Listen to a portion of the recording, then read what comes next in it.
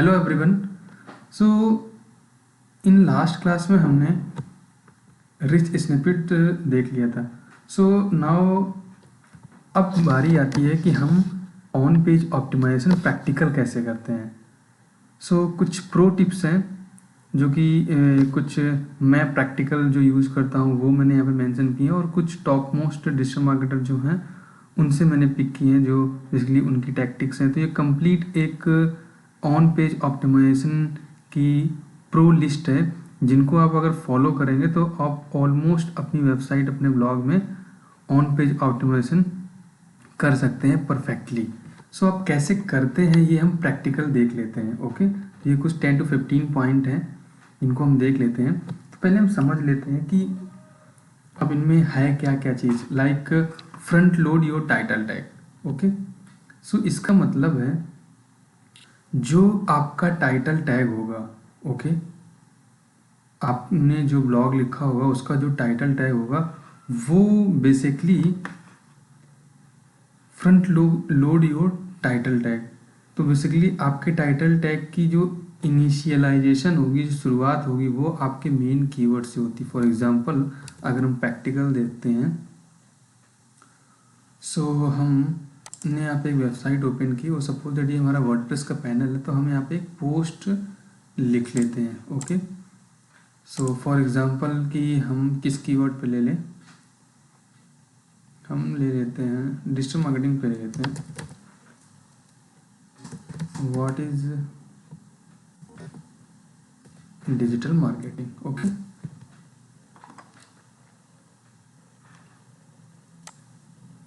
सो एक ये हमारा ब्लॉग है, गॉट इट। हमारा कीवर्ड क्या है? हमारा कीवर्ड है what is digital marketing. Okay,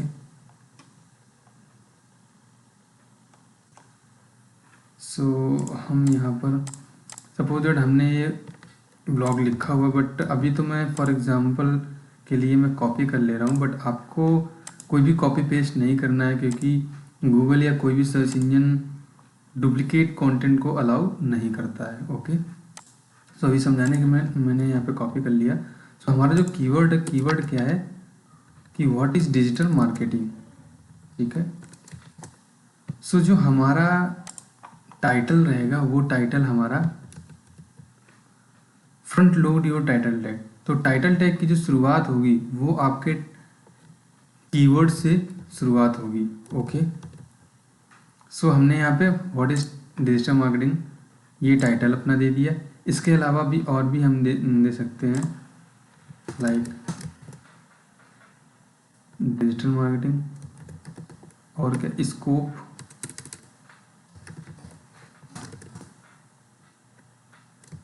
jobs.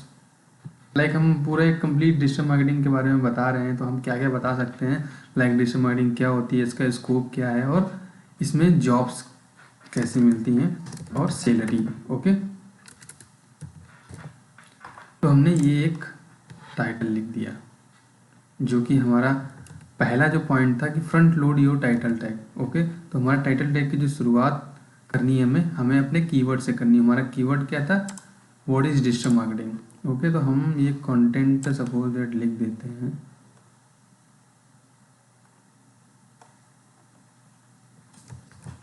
Suppose that कि हमने ये कंटेंट लिख दिया। ओके,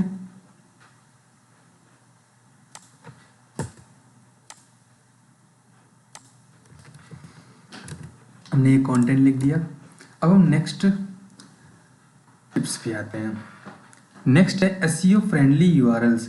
अब इसका मतलब क्या है? एसईओ फ्रेंडली यूआरएल का मतलब जो हम ब्लॉग पोस्ट या जो भी हम अपना पेज क्रिएट कर रहे हैं उसका जो यूआरएल है वो यूआरएल भी एसईओ फ्रेंडली होना चाहिए।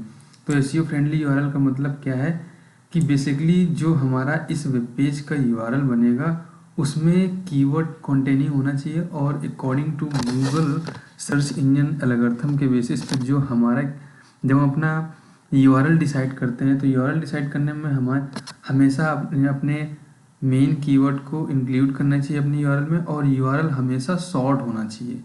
लाइक अगर हम बात कर रहे हैं डिजिटल मार्केटिंग की तो हमें अपना ब्लॉग कैसे रखना है, हमें अपना ब्लॉग का यूआरएल रखना है digital marketing like that. Like आपने देखा होगा तो ये बड़े बड़े जो वेबसाइट्स हैं, टॉप मोस्ट वेबसाइट है, उनकी भी कुछ इसी तरीके का यूआरएल बना होगा। Main keyword, like main keyword क्या है, डिजिटल मार्केटिंग, और एकदम शॉर्ट यूआरएल होगा। लाइक ये सारी की सारी जो फर्स्ट पेज में रैंक हो रही है, सारी की सारी बेसिकली कंपनीज हैं। ये कंपनी है मार्केटो, और नील पटेल .com ये भी कंपनी है। World top most digital marketing Neil Patel है। तो इन्होंने भी देखो व्हाट इज़ डिजिटल मार्केटिंग, ये भी आप ले सकते हो। तो आपका बेसिकली कीवर्ड क्या था, व्हाट इज़ डिजिटल मार्केटिंग। तो आप इसमें दोनों ले सकते हो, क्योंकि डिजिटल मार्केटिंग अपने में भी एक कीवर्ड है और व्हाट इज़ डिजिटल मार्केटिंग ये भी एक कीवर्ड है। तो आप जिसको भी आप टारगेट करके लिख रहे हो, आपको वो कीवर्ड यहाँ पे ले सकते हो। बट कीवर्ड वो यूआरएल आप बना सकते हो, बट यूआरएल बनाने का जो मेन मेथड होता है वो है क्या, टैक्टिक्स हैं क्या, कि आपका जो यूआरएल है वो कीवर्ड कंटेनिंग होना चाहिए और यूआरएल हमेशा शॉर्ट होना चाहिए। ओके, ऐसा नहीं कि जैसे हमने यहाँ पे टाइटल लिखा हुआ है what is digital marketing scope jobs and salary, तो आपको यूआरएल ये नहीं बनाना है what is digital marketing scope job salary. Okay, आपको यूआरएल कुछ इस तरीके का बनाना है, व्हाट इज डिजिटल मार्केटिंग और डिजिटल मार्केटिंग। ओके, लाइक अगर अदर हम एग्जांपल देखें तो उन्होंने कुछ ऐसे ही दिया होगा, लाइक दैट। ओके, सो ये हो गई हमारी यूआरएल की बात। अब हम जैसे हमने वर्डप्रेस की क्लास में हमने देखा था कि वर्डप्रेस जो मेन वर्डप्रेस में देखा था कि मेन जो प्लगइन्स होते हैं वो प्लगइन्स बेसिकली हमने इंस्टॉल कर रखे होते हैं। तो जो एसईओ के लिए मोस्ट पॉपुलर प्लगइन है वो कौन सा है, आई थिंक आप लोगों को याद होगा, Yoast SEO. And second one all in one SEO, दोनों ही इम्पोर्टेंट है। और राइट नाउ एक और प्लगइन है जो काफ़ी पॉपुलर हो रहा है, रैंक मैथ। तो ये भी काफ़ी अच्छा प्लगइन है। तो इन तीनों प्लगइन में आप कोई भी प्लगइन यूज कर सकते हो। तो बेसिकली यहाँ हमने इंस्टॉल कर रखा है यूस्ट एसईओ प्लगइन। तो हम अपने टाइटल टैग को यहाँ से ऑप्टिमाइज कर सकते हैं यूस्ट एसईओ के थ्रू, प्लगइन के थ्रू। तो यूस्ट एसईओ जो प्लगइन है वो यहाँ पर इनबिल्ट हो जाता है। आप जब पोस्ट लिखते हो उसके नीचे सेक्शन पे यहाँ पे आ जाता है। तो आपको करना क्या है, यहाँ से अपना ऑप्टिमाइज करना है। ओके, ये स्लग है ना, स्लग ही यूआरएल होता है बेसिकली। तो यहाँ पे हमें अपने स्लग को ऑप्टिमाइज करना है। तो हमें बेसिकली क्या रखना है, व्हाट इज डिजिटल मार्केटिंग रखना है। तो इसको हम इतना रिमूव कर सकते हैं और अब सेव कर देंगे। ओके, और ये प्लगइन बेस्ट प्लगइन है एसईओ के लिए, क्योंकि यहाँ पे आप देख सकते हो कि आप यहाँ पे जो आपका जो कीवर्ड होगा वो कीवर्ड भी आप यहाँ पे रखोगे। इस प्लगइन की खासियत यही है कि आप अपना मेन जो कीवर्ड को भी टारगेट कर सकते हो और आपकी ये एसईओ रैंकिंग भी दिखाएगा। ओके, आप यहाँ देख सकते हो लाइक यहाँ पे एसईओ स्कोर भी दिखाएगा कि अगर ये रेड है तो इट मीन एसईओ स्कोर आपका सही नहीं है, और अगर ये ग्रीन हो जाता है तो एसईओ स्कोर आपका सही हो जाएगा। ओके, तो हमें यहाँ पे एसईओ स्कोर भी ये आपको बताता है। तो यहाँ पे हमने अभी रेड आ रहा है क्योंकि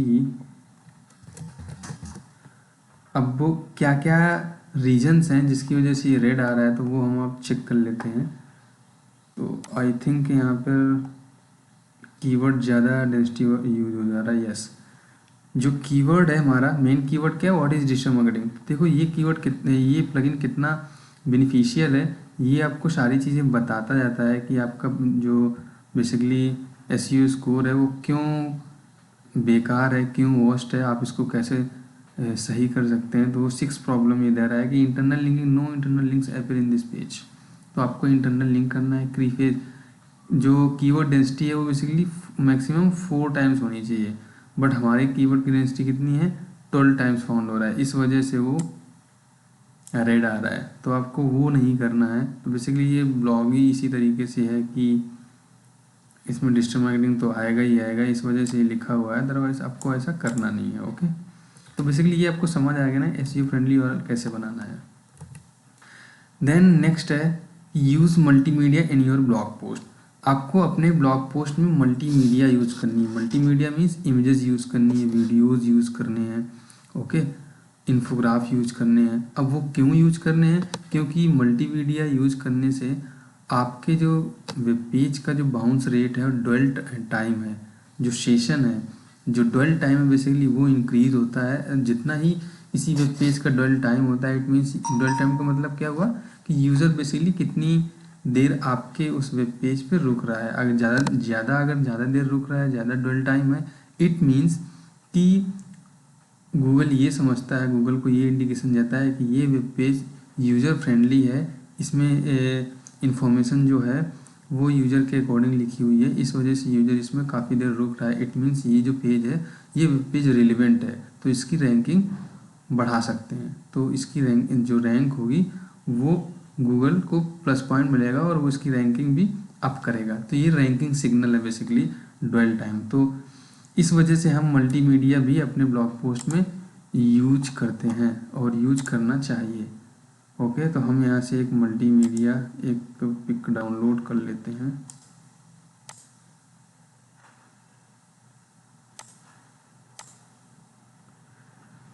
ओके, हमने यहाँ पर ये इमेज डाउनलोड कर ली और ऐड करनी है। तो ऐड आप कैसे कर सकते हैं? यहाँ पे ऐड इमेज है, मीडिया लाइब्रेरी में गए और इसको ड्रैग एंड ड्रॉप कर देंगे। मीडिया लाइब्रेरी में आ गई।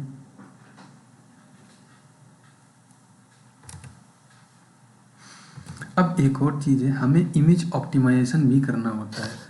तो इमेज ऑप्टिमाइजेशन कैसे करते हैं? इमेज ऑप्टिमाइजेशन क्यों करना? और एक और बात कि ये जो इमेज अभी हमने कॉपी की है, बट आपको कॉपी नहीं करनी है, आपको कॉपीराइट फ्री इमेज यूज करनी है, अदरवाइज आपको न्यू इमेज क्रिएट करनी है। क्योंकि हम इंटरनेट में कोई भी कंटेंट किसी का भी स्टील नहीं कर सकते हैं, किसी का डुप्लीकेट कंटेंट यूज़ नहीं कर सकते हैं। स्टिल इमेजेस भी डुप्लीकेट होती है। अगर ये इमेज हम यूज कर रहे हैं तो ये बेसिकली डमी वेबसाइट है, जस्ट फॉर आपकी वजह से, आपको समझाने की वजह से ये वेबसाइट बनाई हुई है। अदरवाइज हम कोई भी यहाँ पे कंटेंट डुप्लीकेट कंटेंट यूज़ नहीं करते हैं, न करना चाहिए। ये जस्ट एक समझाने के पर्पज़ से है, आपको टीच करने के पर्पज़ से है। तो अब हम इमेज का ऑप्टिमाइजेशन करते हैं। इमेज का ऑप्टिमाइजेशन बेसिकली क्यों करते हैं? इमेज का जैसे इमेज का ऑप्टिमाइजेशन कहें या हम एसईओ भी कह सकते हैं। तो वो हम इमेज ऑप्टिमाइजेशन क्यों करते हैं, इमेज एसईओ क्यों करते हैं? क्योंकि जब हम गूगल पे इमेज सर्च करते हैं, सपोज दैट हमने यहाँ पे सर्च किया व्हाट इज डिजिटल मार्केटिंग और इमेज सेक्शन पे गए, तो यहाँ पे आपने देखा होगा बहुत सारी इमेजेस आ गई। तो ये जो इमेजेस आ गई हैं डिजिटल मार्केटिंग से रिलेटेड, इनमें से ये इमेज सबसे पहले है, इसके बाद में ये, इसके बाद में ये, इसके बाद में ये, इसके बाद में ये and later on. So basically ये इमेज भी रैंक्ड है किसी न किसी वजह से, किसी कोई न कोई अथॉरिटी की वजह से। ओके, सो इमेज बेसिकली क्यों रैंक है और कैसे इमेज को भी हम रैंक करें? क्योंकि हमें इन इमेजेस के थ्रू भी कभी कभी ट्रैफिक मिल जाता है। फॉर एग्जांपल अगर हमने यहाँ पे इसको क्लिक किया और इसके बाद यहाँ पे क्लिक किया, तो हम डायरेक्टली उस पेज में चले जाएंगे जहाँ से ये इमेज गूगल ने फेच की होगी, लाइक दैट। ओके, इसमें यूआरएल पे आ गए और ये इमेज आपको यहाँ पे दिख रही, तो गूगल ने इस यूआरएल से वो इमेज बेसिकली पिक की है। तो आई थिंक अब आपको समझ आ गया होगा। तो अब हम ये देख लेते हैं कैसे हम इमेज का एसईओ करते हैं। तो इमेज का एसईओ करने के लिए बेसिकली हम अल्ट टेक्स्ट यूज करते हैं। अल्ट टेक्स्ट क्या होता है? जिससे रिलेटेड हमारा इमेज होगी वो इमेज का हम यहाँ पे नाम देंगे इंक्लूडिंग आवर कीवर्ड। ओके, तो हमारी बेसिकली ये इमेज किस लिए हम यूज कर रहे हैं और किस पर्पज से?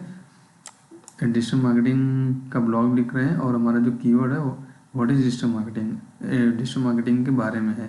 तो हम यहाँ पे दे सकते हैं टाइटल, और इसमें हमेशा इमेज का एसईओ करने या इमेज को अगर ऑप्टिमाइज करना हो तो हमें तीन चीज़ें ध्यान रखनी होती हैं। जो हमारे इमेज का नाम होता है, सेम हमें टाइटल का नाम देना चाहिए, सेम हमें अल्ट टेक्स्ट का नाम देना चाहिए, देन हमें इमेज की रैंकिंग अच्छी होती है ऑन गूगल पे, इमेज का ऑप्टिमाइजेशन अच्छा होता है। ओके, तो हमें यहाँ पे लेना है व्हाट इज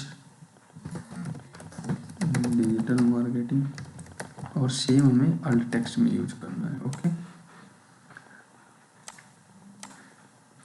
तो ये हमने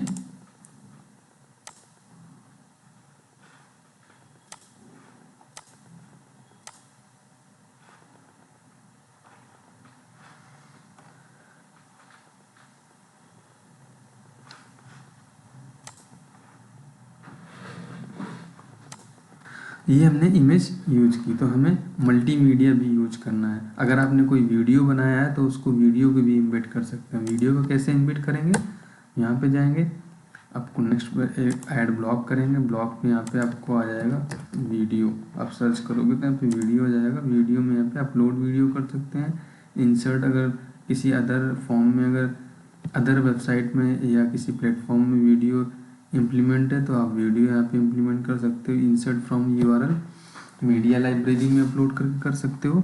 अदरवाइज अगर आपका यूट्यूब कोई चैनल है, ओके, और यूट्यूब चैनल से अगर आप वीडियो एम्बेड करना चाहें, सपोज दैट आपका यूट्यूब चैनल है और आप यहाँ पे इसमें क्यों अपलोड करोगे, देन फिर इसमें आप अटैच करोगे, तो आपने सपोज दैट कि यूट्यूब चैनल बनाया हुआ है और आपका यूट्यूब चैनल भी है, तो आप क्या कर सकते हो, सपोज दैट आपका ये यूट्यूब वीडियो है, ओके, सपोज दैट आपका ये यूट्यूब वीडियो है, तो आपको इसमें Okay, let's do this. Today I'm going to teach you something about digital marketing. For half a century, consumers आपको करना क्या है, अब अगर हम ऐसे कोई वीडियो अपलोड करेंगे तो उस वीडियो का सपोज दैट साइज हुआ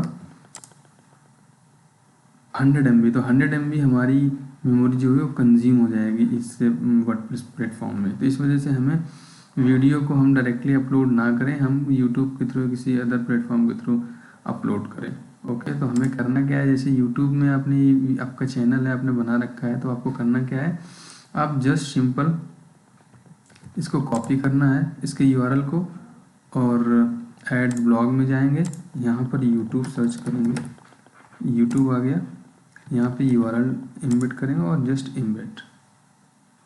जैसे आप इम्बेड करेंगे तो वो आपका जो वीडियो है वो यहाँ पर इम्बेड हो जाएगा।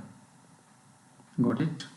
अब यहाँ पे आप प्ले करेंगे तो यहाँ पे प्ले होगा, जब इसको हम पब्लिश करेंगे तो आपको यहाँ पे दिखाएंगे। तो हम इस तरीके से मल्टीमीडिया भी यूज कर सकते हैं। Okay, use outbound links. Outbound link का मतलब क्या होता है कि जो आपके कंटेंट से रिलेटेड जो रिलेवेंट अदर वेबसाइट्स हैं उनका भी आप लिंक दे सकते हो। सपोज दैट विकिपीडिया है या अदर कोई सोर्सेज है जो डिजिटल मार्केटिंग से बेस्ट ब्लॉग लिखते हैं, लाइक जो नील पटेल है, नील पटेल काफ़ी अच्छे डिजिटल मार्केटर हैं, टॉप डिजिटल मार्केटर हैं, और वो उनकी आप वेबसाइट का लिंक दे सकते हो, या किसी अदर रिलेवेंट वेबसाइट, जैसे ये भी है, ये भी रिलेवेंट वेबसाइट है, तो आप अब कोई इन्फॉर्मेशन है जिसको आपने कवर नहीं किया है, लाइक पीपीसी या ईमेल, तो आप पीपीसी को आप उस सेगमेंट से लिंक कर सकते हो। जैसे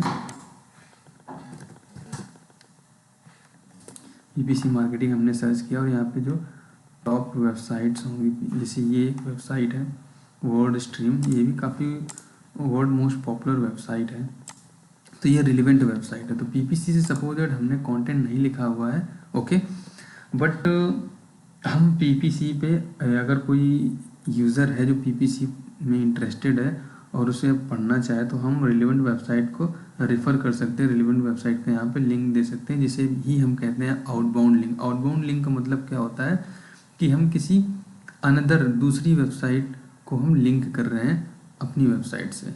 ओके, तो हमें कैसे करना है, जस्ट हमें इसको हाईलाइट करना है, ऐड लिंक में जाना है और वो लिंक पेस्ट कर देना है, दैट्स इट। यहाँ पे हमें लिंक हमने दे दिया, आउटबाउंड लिंक दे दिया। तो अपने ही कैटेगरी से रिलेटेड जो अदर पॉपुलर वेबसाइट्स हैं उनको हम कनेक्ट कर सकते हैं, उनको हम आउटबाउंड लिंक दे सकते हैं। तो ये भी सर्च इंजन ऑप्टिमाइजेशन के अंदर ही आता है। ये गूगल को प्लस सिग्नल जाता है कि इससे रिलेवेंट वेबसाइट ऐड अप है। ओके, देन नेक्स्ट आता है रैप योर टारगेट कीवर्ड और synonyms in an H1 tag. H1 tag का मतलब क्या होता है? H1 टैग हेडिंग्स होती हैं बेसिकली। हेडिंग होती हैं आपको 6 टाइप की हेडिंग होती हैं, H1, H2, H3, H4, H6। सो आपको मैं दिखाता हूँ, जैसे ये है। ओके, सो ये आपको, ये हमने हेडिंग बनाई है। हेडिंग लग रही है आपको? ओके, सो ये हेडिंग है। तो इसमें आपने देखा होगा, यहाँ पे आप अगर देखें राइट हैंड साइड पर, तो H1, H2, H3, H4, H5, H6 ये हेडिंग की बेसिकली लेवल है। तो आपको जो आपकी मेन हेडिंग होगी वो बेसिकली बड़ी होगी, H1 टैग की होगी। इसके बाद आपकी सब हेडिंग जो होगी वो H2, H3 हो सकती है, उससे सब हेडिंग H4, उससे सब हेडिंग H5, H6 हो सकता है। तो as per as your content आप अपनी हेडिंग को लेवल दे सकते हो, बट जो आपकी मेन हेडिंग होती है वो आपको H1 देना चाहिए। ओके, तो सपोज दैट हम यहाँ पे मेन हेडिंग क्या बना सकते हैं, what is digital marketing. Okay,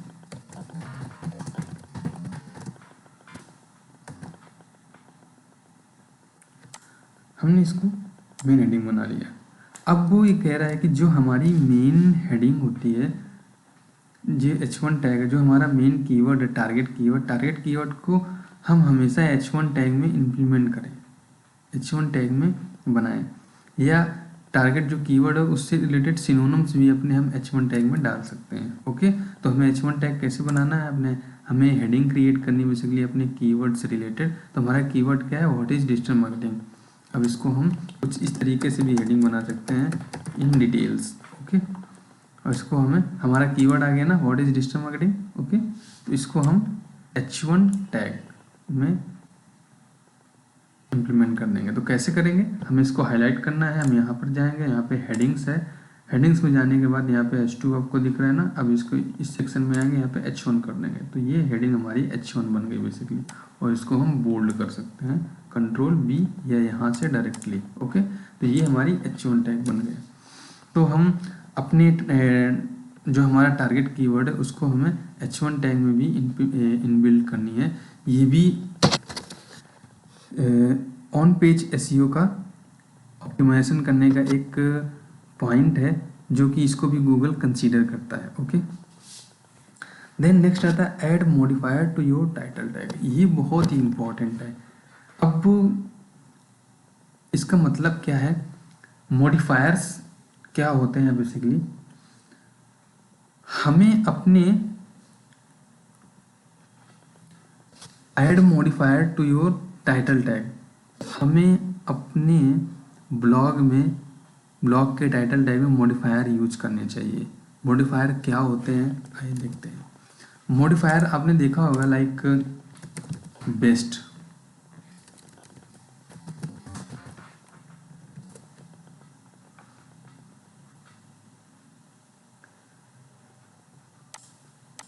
आपने देखा होगा like best,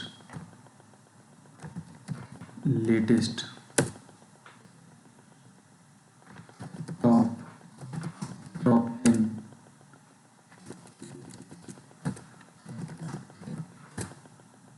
like month name, year name. ये जो इस तरीके के आपने, जैसे गूगल में आप कुछ भी सर्च करोगे तो आपको कभी कभी आपको टाइटल टैग में दिखा होगा कि बेस्ट, लेटेस्ट,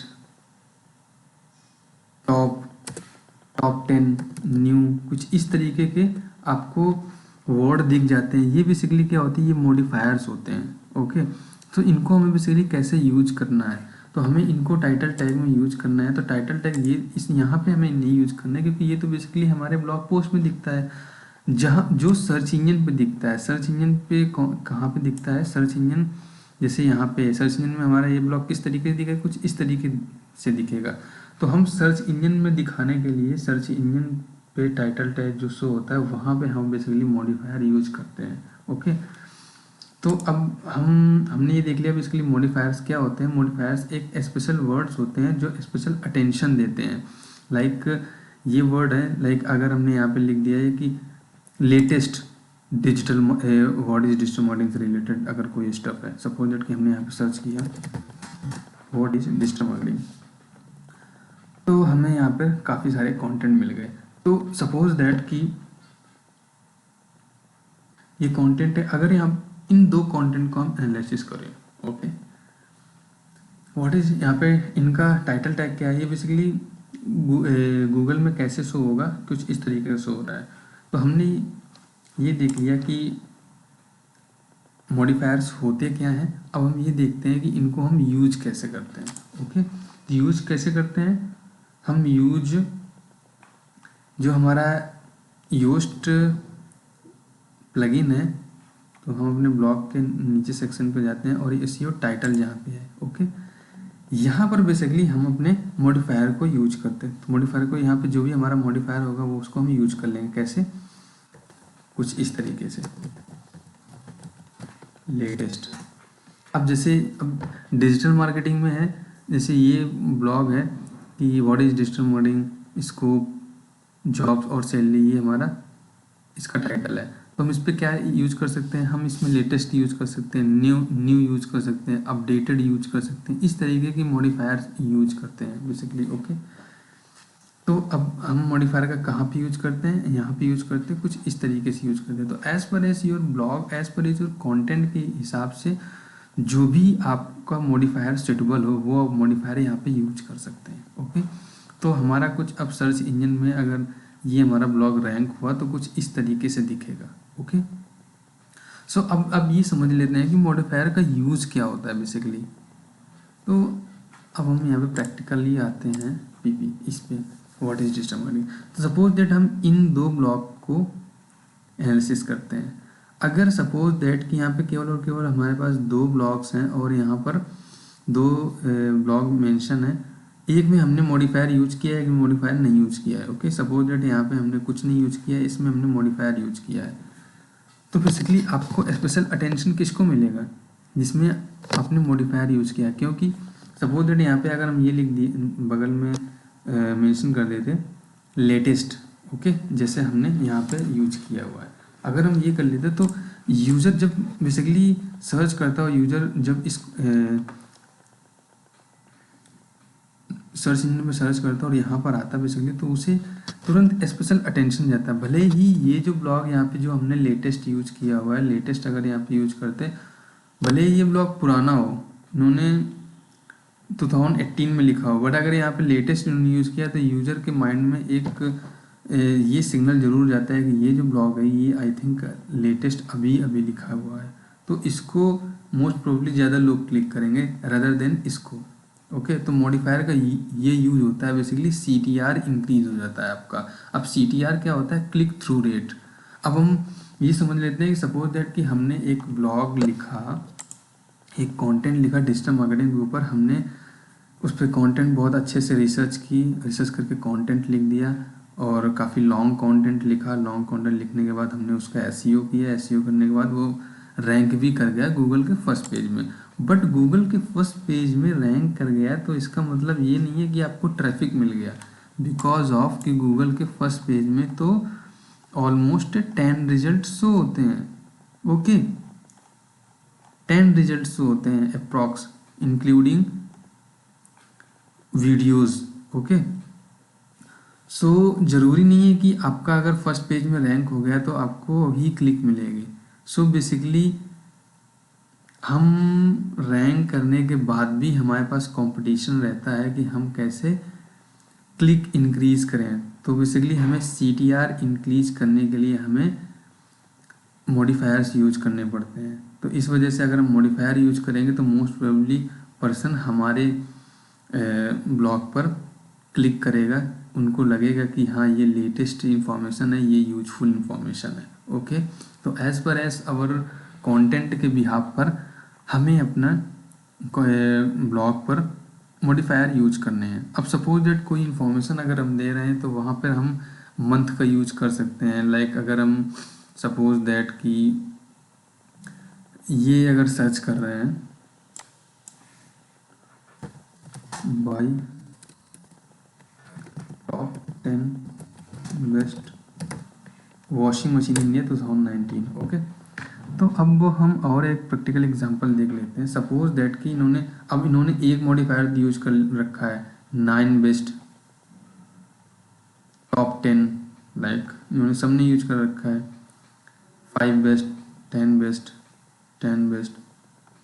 बट अगर मुझे कहा जाए या अब से अगर आपको कहा जाए कि इस ब्लॉग को अगर हमने सपोज दैट आपने कोई लिखा हुआ है top 10 best washing machine India 2019 पर कोई ब्लॉग, इसको हम और ऑप्टिमाइज करें अगर CTR के बेसिस पे, क्लिक थ्रू रेट के बेसिस पे, तो हम कैसे कर सकते हैं? तो इसमें हम बेसिकली मॉडिफायर यूज करेंगे। अब हम मॉडिफायर कौन सी यूज करेंगे, कैसे यूज करेंगे, ये आपको सोचना है। ओके, तो अब यहाँ पर अगर हम मॉडिफायर यूज करेंगे, एक तो मॉडिफायर यूज हुआ है यहाँ पर बेस्ट टॉप 10 वगैरह यूज कर रखे हैं, बट अगर आपको और अच्छे से ऑप्टिमाइज करना है तो आप क्या कर सकते हैं?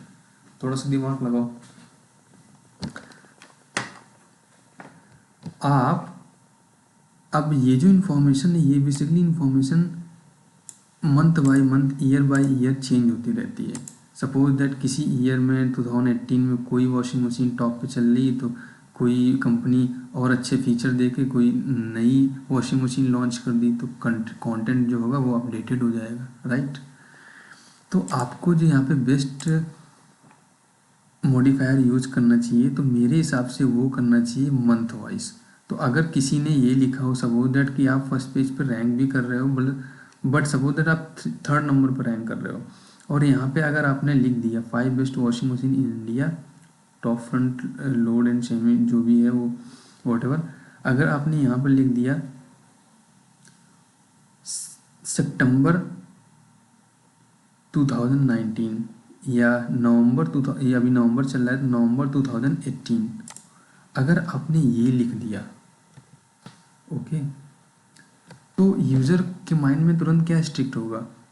भले ही इन्होंने भी नवंबर में लिखा हो ये कंटेंट, बट यूज़र के माइंड में ये आएगा कि ये जो कंटेंट है 3rd नंबर वाला, ये बेसिकली अभी नवंबर में लिखा है, मतलब इसमें लेटेस्ट इन्फॉर्मेशन होगी, मतलब जो अपकमिंग आने वाली होंगी या जो अभी अभी रिसेंटली वॉशिंग मशीन आई हैं उनके बारे में भी इन्होंने मेंशन किया होगा। तो बेसिकली वो इसको ना क्लिक करके आप 3rd रिजल्ट को वो क्लिक करें कि लेटेस्ट इन्फॉर्मेशन के बेसिस पे सिर्फ और सिर्फ आपका वो कीवर्ड, वो मॉडिफायर केवल जो आपने यूज किया हुआ है, मॉडिफायर क्या यहाँ पे यूज किया आपने,